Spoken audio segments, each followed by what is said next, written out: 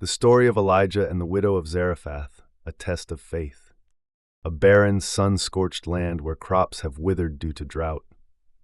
Elijah walks alone through the wilderness, obeying God's command. The town of Zarephath appears in the distance.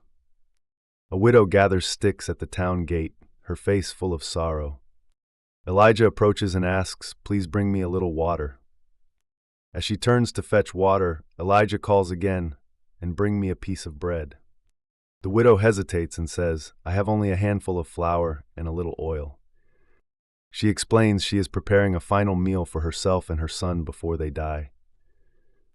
Elijah reassures her, "Do not be afraid. First, make me a small loaf of bread." He tells her God's promise, "Your flour will not run out, and your oil will not run dry." The widow takes a deep breath, then goes inside to prepare the bread. She places a small loaf before Elijah, watching nervously. She returns to her flour jar and finds it is still full. Her oil jug is not empty. She gasps in awe. Days pass, and the widow's household has enough to eat every day. Suddenly her son falls ill and stops breathing. She cries out to Elijah, "Did you come to bring my sin to remembrance and kill my son?" Elijah carries the boy upstairs and prays, "Lord my God, let this child's life return to him." A warm light fills the room as the child takes a deep breath. Elijah brings the boy back to his mother, who weeps with joy. She exclaims, "Now I know you are a man of God and his word is true." The drought continues, but the widow and Elijah are sustained daily.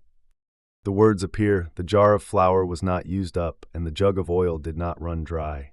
1 Kings 17:16.